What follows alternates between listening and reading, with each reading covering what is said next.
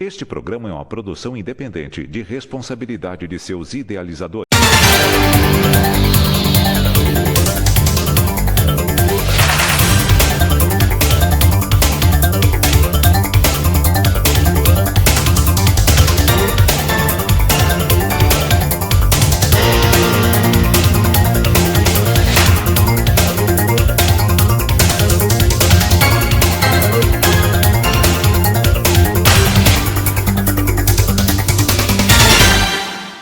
Fala, rapaziada do Giro na Rede, para você que está nos acompanhando aqui na TV Metropolitana Rio e também na Com Brasil. Hoje a gente tem uma convidada muito especial, mas antes eu vou dar o meu bom dia a ele, meu companheiro de toda semana, Eduardo Lana. Bom dia. Bom dia, Edu. Bom dia. Bom dia. Bom dia, Nilson. Bom dia a nossos amigos da audiência da TV Metropolitana Rio e da TV Com Brasil, e a nossa convidada também, que você vai apresentar ela já já. Bom, a nossa convidada, né? Ela tem 35 anos, ela é graduada em jornalismo pela Universidade Metodista de São Paulo, especialização em jornalismo cultural pela FAP. Ela estava na Jovem Pan, mas hoje é aclamada nas redes sociais para ter o seu canal no YouTube de entrevista. A gente está falando, é claro, dela, Mariana Fante. Mariana, muito legal ter você aqui, seja bem-vinda ao Giro na Rede. Muito bom dia a todos que nos ouvem, todos que estão aqui sintonizados nesse programa aqui maravilhoso. Primeiramente, muito obrigado pelo convite, Nilson. Obrigado pelo convite, Eduardo. Um prazer estar aqui ao lado de vocês e vamos bater papo. Mariana, a gente que agradece demais a sua presença aqui conosco. E eu faço sempre essa pergunta para todo convidado que vem aqui, que é uma curiosidade que todos nós temos, é como surgiu, né? Você sempre teve vontade de ser jornalista? Foi algo que aconteceu na sua vida? Queria que você contasse um pouco de onde veio, né, essa caminhada, né, para o jornalismo, onde que você teve aquela luzinha que bateu e levou você para o jornalismo.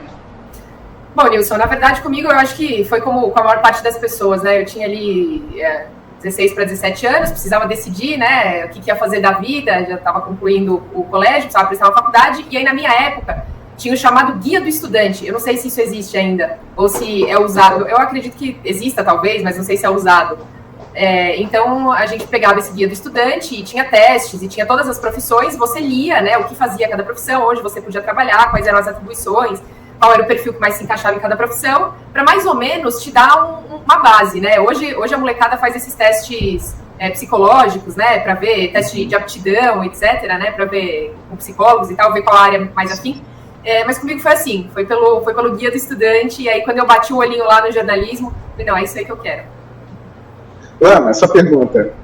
Então, Mariana, dando uma estudada no seu currículo, né, eu vi que você trabalhou boa parte na área da política, né? Eu queria saber se a sua preferência sempre foi trabalhar pela área política, ou o caminho te levou para isso. Conta um pouco dessa... Porque você já foi assessora de vereador, que eu verifiquei, né? Na Jovem Pan estava trabalhando essa parte mais voltada para a política, em outras emissoras também, né?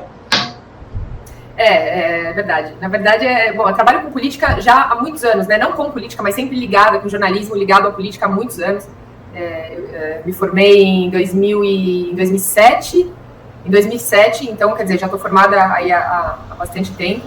E há pelo menos uns 10 anos eu trabalho com política, mas a vida acabou me levando, assim. Eu comecei no meio impresso, né, no jornalismo, comecei escrevendo e tal, e aí de redatora, eu virei redatora política, de redatora política eu recebi convites para ser assessora de imprensa de alguns vereadores locais, da onde eu morava, que é na região metropolitana de São Paulo, chamado ABC Paulista, vocês devem conhecer. Sim. E é uma importante região, principalmente para a política toda, para a política nacional. Foi ali que nasceu o PT, tem os sindicatos metalúrgicos, né, e etc. Então, foi uma região que ficou bem famosa por conta disso. Então, comecei a trabalhar com alguns vereadores, de assessora de imprensa. A partir daí, você acaba sendo convidada para fazer algumas campanhas para deputado. Daí já entrei na Assembleia Legislativa de São Paulo, comecei a fazer alguns trabalhos lá, numa primeira oportunidade. Depois, numa segunda oportunidade, eu voltei para a TV Alesp, voltei para a Assembleia Legislativa, mas dessa vez convidada para ser apresentadora da TV da casa. E aí, quando surgiu o convite na Jovem Pan para apresentar os jornais também, os jornais, para quem acompanha o que acompanhava, sabe que eles são 80%, né, político, e o resto é basicamente serviço e também sobre economia, mas a economia hoje a gente sabe que está diretamente ligada à política.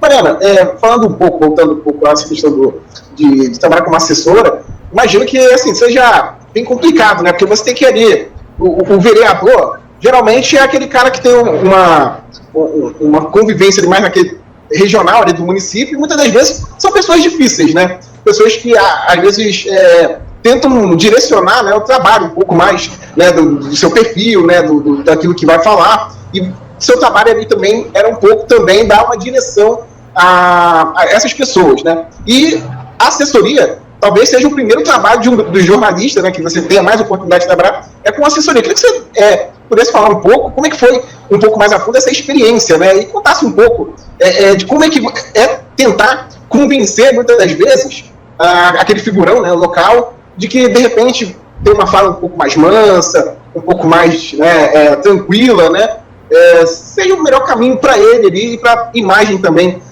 desse político, né, ou desse camarada. Bom, Nilson, não é muito fácil, né, você convencer. Em muitos momentos você tem que ter um argumento melhor que o político, né, que o candidato.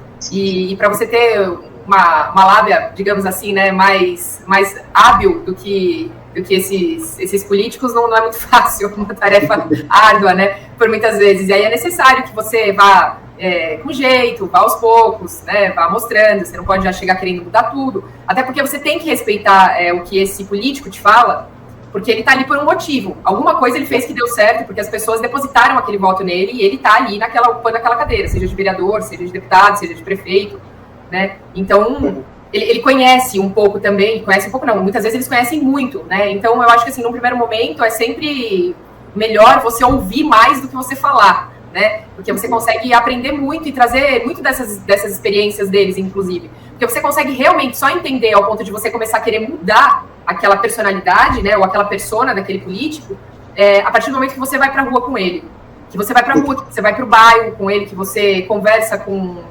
ele, né, realmente o reduto eleitoral dele. Aí você consegue entender com quem você tá falando e que tipo de persona você vai criar ou não, ou você vai, ou que, enfim, que ponto daquela pessoa você vai ressaltar ou não, né, pra dar mais destaque. Então, mas a assessoria de imprensa, voltando para a sua primeira pergunta, sim, ela costuma ser, inclusive foi a minha área de entrada, né? O meu primeiro estágio foi na Prefeitura de São Paulo. E foi Quantos anos, Mariana? Desculpa, quantos anos você tinha? Tinha 17 anos. E foi como estagiária da assessoria de imprensa. E assim, você aprende a fazer de tudo, né? Você aprende a fazer a clipagem, na verdade você passa o dia inteiro lendo o jornal, olhando o jornal, vendo se o político que você trabalha, ou a secretaria, ou a prefeitura saiu em alguma matéria, né? E aí você recorta a matéria. Hoje em dia não, hoje em dia já é muito mais moderno, né? Hoje em dia é clipagem online, né? Hoje em dia os jornalistas te mandam as coisas, né? Quando sai isso. Naquela época não, você pegava tudo, saía com os dedos tudo preto de ficar folhando os jornais. Ana. Então, quero continuar essa linha de perguntas políticas. Queria saber o que você acha desse novo formato, né, que a CNN começou fazendo, a Jovem Pan agora está fazendo, de botar alguns jornalistas, né, uns defendendo o governo, outros atacando, e com aquele debate. Você acha que isso é positivo para quem está do outro lado, para esclarecer um pouco sobre o candidato A, B, C, ou esclarecer uma coisa do governo? Porque é um verdadeiro ringue, né? Fica geralmente 3, 4 debatendo ali, né? E quando leva alguém que é contrário à ideia deles, aí que pega fogo mesmo no debate, né? Eduardo, assim, eu acho que é positivo, né? Eu acho que assim, sempre você dá o maior número de informação e você dá o maior número de lados para que as pessoas que estão assistindo possam por si só formar a opinião delas, do que elas acham certo e correto. Eu acho que é sempre válido, né? Eu acho que o que não é válido é você ficar tentando enveredar ou maquiar a situação A ou a situação B, né? Eu acho que quanto mais transparente você tentar ser, melhor para quem está do outro lado, né? E essa ideia nova, né, que você citou aí como a CNN a precursora e de trazer esse debate, né, sempre com o lado A e o lado B, né, da política para poder, né, e acabam entrando em embate muitas vezes, acabam entrando em conflito muitas vezes. É normal, é natural, né? A gente em casa, a gente acaba entrando em conflito, né? Às vezes com o marido, com a mãe, com o pai, com o irmão, com os amigos na mesa do bar conversando sobre política, é absolutamente normal, né? Agora, o que não pode é haver a falta de respeito, né? A gente tem que entender que as pessoas devem respeitar, independente de qual seja o seu lado, o meu lado, né? O A ou o B. E aí entra o papel do apresentador, né? Do âncora aí no meio, né? Você não deixar a coisa degringolar, né? E também você propor, fazer perguntas, você guiar o debate para uma área que seja construtiva para quem está do outro lado, né? Para quem está do outro lado assistindo, para que possa formar o seu raciocínio pura e simplesmente pelo que está ouvindo. E, Mariana, voltando um pouco, você falou que, né, começou com a experiência de parte escrita, aí depois, né, teve outras experiências, trabalhar com tela, né? Queria que você contasse um pouco dessa transição, né? Porque é um outro mundo, né? Você sair da parte escrita, trabalhar com TV. Queria que você contasse como é que foi essa transição e que você contasse como é que foi a experiência. Você lembra do seu primeiro dia que você trabalhou com imagem? Como é que foi? Você teve dificuldade? Ou o que você aprendeu, né, na faculdade deixou você muita vontade para conseguir trabalhar, né, e ter essa nova experiência na época? Olha, eu falo que o jornalismo, a faculdade, ela te dá uma base, né? Por melhor faculdade que seja que você faça, ela te dá uma base. O jornalismo, na verdade, você só vai aprender ali, na prática, em campo, no dia a dia. Não tem jeito, né? Realmente a faculdade te dá uma noção, né? Mas você chega cru no mercado e você tem que se virar. Hoje eu agradeço muito, assim, eu ter começado no jornalismo impresso, porque isso me deu uma base que dentro do jornalismo televisivo poucas pessoas têm, que é essa base de texto. Então, por exemplo, na própria Jovem Pan eu acumulava o cargo de apresentadora, mas eu também era editora executiva. Porque eu consigo ter, então, eu consigo trafegar, porque eu tinha essa bagagem, né? Não é todo mundo que tem a bagagem e também não é todo apresentador que tem interesse de fazer isso. Isso não é uma crítica para os apresentadores que não fazem isso, muito pelo contrário, né? Mas é que, assim, como eu cheguei a trabalhar muito tempo com impresso, então me fazia falta escrever muitas vezes, e me fazia falta, às vezes, escrever o que eu ia ler, em vez dos outros escreverem para mim o que eu ia ler, né? Isso faz muita diferença, porque cada um tem o seu jeito e tem a sua forma de conversar, né? Então, assim, eu tive a sorte acredito, de ter ido pro impresso primeiro. E essa transição, olha, ela foi muito... Ela foi muito lá atrás, né? Mas ela foi muito de uma hora para outra, assim. Surgiu uma oportunidade numa TV local, também da região onde eu morava, do ABC Paulista. E ali eu comecei, mas assim, me apaixonei, né? A TV é minha paixão, né? Desde eu era muito menina, eu era estagiária ainda, né? Eu comecei chamava Antiga Cambras, quem é da região vai lembrar. Que depois virou Vivax, depois virou NET, hoje é a NET, né? Mas a Cambras era a NET há muitos anos atrás. E logo que surgiu essa história de TV a cabo, né? Canais pagos e etc.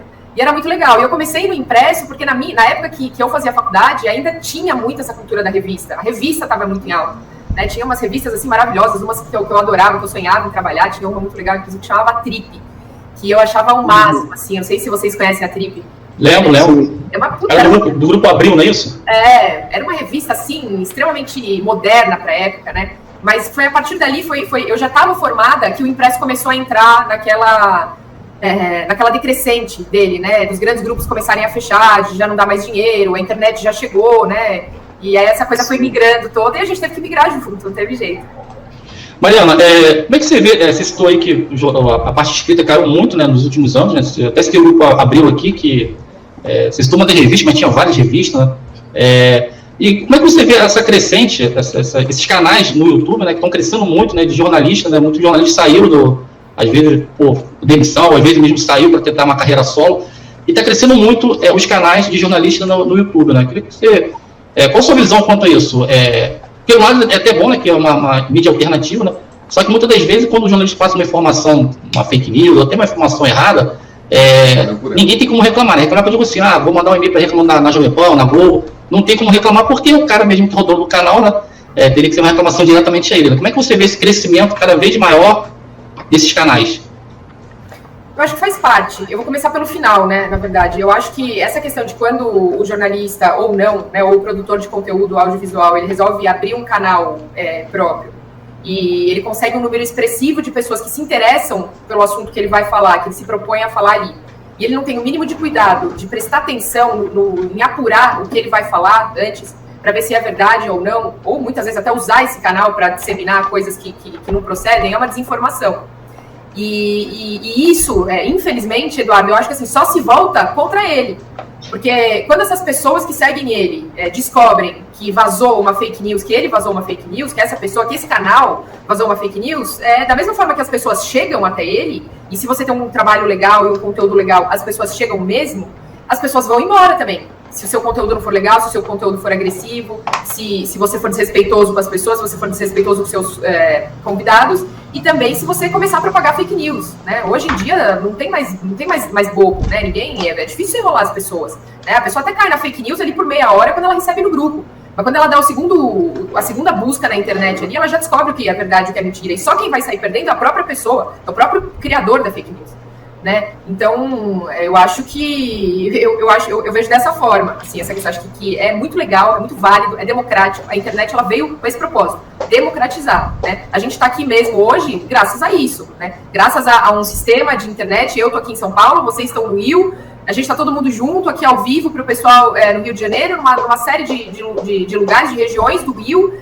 Então, assim, a gente só está aqui hoje graças a isso, conversando sobre N coisas, né? E tem outras pessoas que estão colocando a gente no ar que, de repente, estão no Rio, estão em São Paulo, da mesma forma que poderiam estar no Ceará, por exemplo, e conseguiriam. Então, eu acho muito democrático, eu acho muito válido esses canais, essas pessoas poderem se expressar e realmente chamarem para si os grupos, né? Os grupos que estão afim daquilo, porque hoje é cada vez mais isso, é conteúdo on demand, realmente, literalmente, né? Eu vou atrás daquilo que eu quero, né? Ouvir, eu vou atrás daquilo que me interessa ouvir. Eu não tenho mais aquela história lá da época, sei lá, dos nossos pais, que a TV era aberta, tinha 3, 4 canais, e ou eu ouvia aquilo, ou eu ouvia aquilo, eu não podia ouvir nada mais fora daquilo. Hoje não, a gente tem opção, isso é muito bom. Mariana, vou tocar no assunto, né, que é muito complicado, né, que é da sua saída, né, da Jovem Pan, né, do fato, né, que você estava ao vivo, né, e foi no final do ano, né, Mariana, se falasse um pouco como é que, porque assim, eu em particular sou um cara que eu curto muito rádio, eu sou da época, né, cabelo branco, né, eu sou um grande fã do Ricardo Boechat, né, eu lembro do Boechat na Band News, por exemplo, levantar, né, beber água dele, tomar o cafezinho dele, levantar para dar esporro no pessoal, né? E tudo com muita naturalidade e, assim, nunca ninguém falou nada. E a TV Jovem Pan, ela tem um perfil, na minha opinião, muito diferente, porque é um rádio TV rádio, e quem é de rádio, é muito natural você estar conversando, entrevistando e tomando café, fazendo alguma coisa. Naquele momento, né, que ocorreu tudo ali, alguém falou alguma coisa para você? Tinha alguma, como eu posso dizer assim, alguma recomendação do que poderia ser feito ou não? Queria te deixar muito à vontade assim, para comentar sobre isso. Não tem problema. Só acho importante, né, Nilson, a gente contextualizar para as pessoas o que aconteceu, né? Porque não é todo mundo que está sabendo, aliás, não é nem todo mundo que está assistindo a gente que me conhece ou já ouviu falar de mim. Né? Então, o que acontece é assim, gente, eu era apresentadora da TV Jovem Pan, fiquei 9 meses na emissora, até que no dia 4 de janeiro eu fui chamada pelos meus chefes da diretoria ali, o meu chefe de redação, e foi comunicada a minha demissão, porque eu tinha comido no dia 23 de dezembro, durante um plantão de Natal, onde, para vocês entenderem, a gente cobre os colegas, a gente reveza, a gente faz um plantão. Então, quem trabalha no Natal não trabalha no Ano Novo, quem trabalha no Ano Novo não trabalha no Natal, mas para isso alguém vai ter que fazer a vez do que para o colega poder sair. Então, a gente trabalha com jornadas bem maiores. Nesse dia 23 de dezembro, especificamente, eu tinha feito o Jornal da Manhã, primeira edição, no lugar da apresentadora titular do jornal, porque ela, na verdade, tinha tido um problema de saúde, não pôde ir, e eu me predispus, então, a apresentar o jornal para ela. Então, eu tinha chegado por volta de 5 horas na emissora, para poder fazer maquiagem, se arrumar, etc e tal, porque o jornal entra pontualmente 6 horas da manhã no ar, na rádio, e agora na TV Jovem Pan. O jornal Jovem Pan, como quem acompanha a Jovem Pan sabe, ele acaba às 10 horas da manhã. Às 10 horas da manhã começa, na sequência, o segundo jornal, que é o Jornal da Manhã, segunda edição. Porém, o Jornal da Manhã, segunda edição, ele não vai ao ar na TV. Ele só vai ao ar no YouTube da TV Jovem Pan e na rádio. Ou seja, a imagem só tem no YouTube da Jovem Pan. Muito bem. Foi o tempo de eu descer depois de eu fazer 4 horas do Jornal da Manhã, primeira edição, eu desci de um estúdio para o outro, e 10h04, 10h05 da manhã, eu já estava no outro estúdio, abrindo o Jornal da Manhã, segunda edição. Ou seja, eu não tive nem tempo de fazer um xixizinho básico. Foi realmente tempo de pegar o elevador e descer para o outro estúdio. E aí eu iria até meio-dia nesse Jornal Jovem Pan, segunda edição. São 2 horas.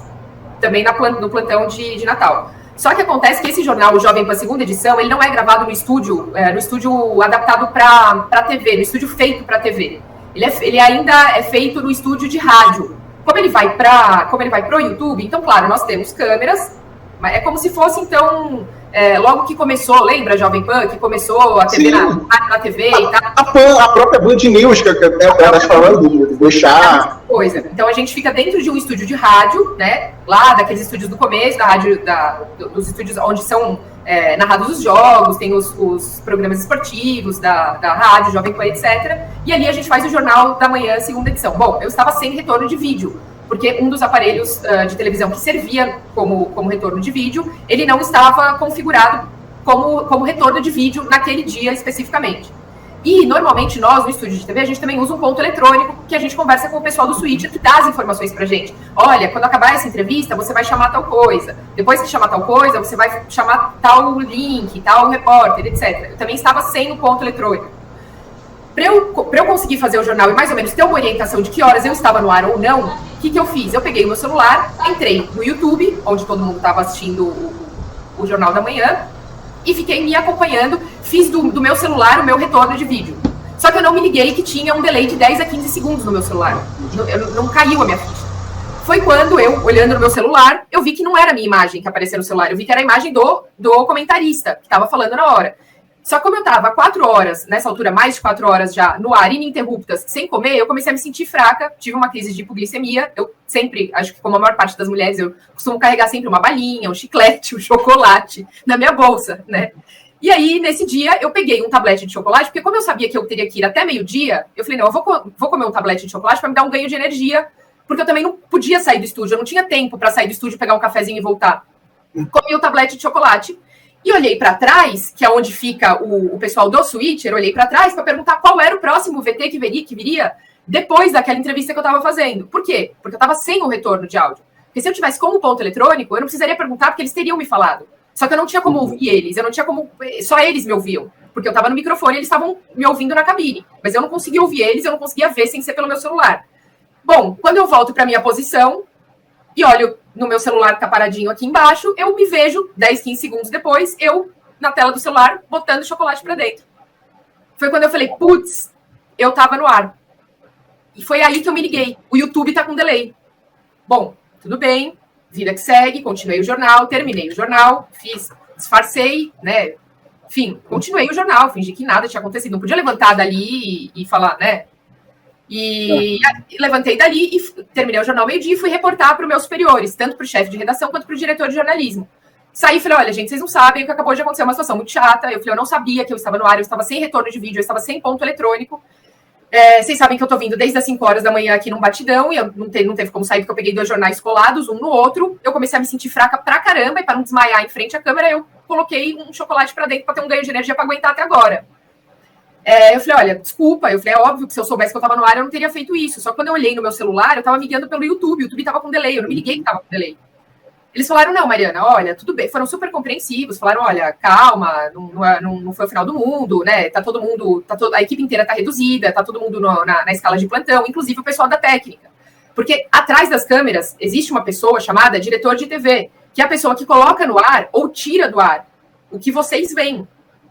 E, nesse momento, o diretor de TV, acredito que ele estava ali em outra função, e ele não viu, ele não estava atento à minha imagem, ele não percebeu que eu coloquei o chocolate na boca, porque se ele tivesse percebido, ele teria me tirado do ar. Mas ele não me tirou do ar, porque eu acho que ele estava ali, né, provavelmente naquela escala de também equipe do Switcher reduzida, provavelmente ele devia estar ali, né, tentando administrar outra coisa, e, enfim, passou desapercebido.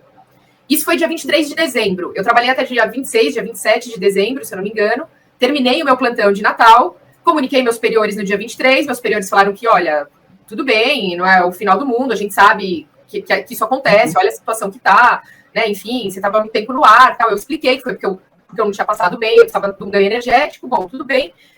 Voltei dia 3 de férias, apresentei os jornais que eu apresentava normalmente no dia 3, que foi uma segunda-feira, o primeiro dia útil do ano. No dia 4, segundo dia útil do ano, eu chego na Jovem Pan, tudo normal, me maqueio, me troco, me arrumo, me preparo o jornal. 10 minutos antes de eu entrar no ar, meu chefe de redação me chama.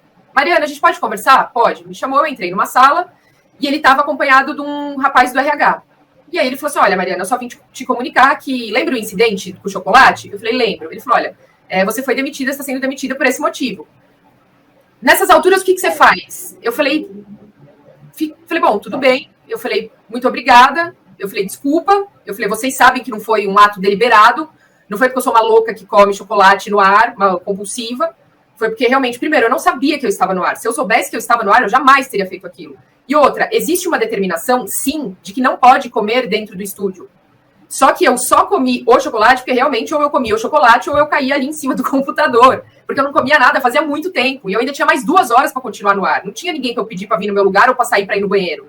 Os breaks são de 30 segundos, 1 minuto. Não dá. Então, assim, bom, tudo bem. Eu falei, só gostaria de te fazer uma pergunta, até para que eu possa futuramente não cometer erros iguais em futuras emissoras. Eu falei, tem algum outro motivo que tenha culminado nessa decisão?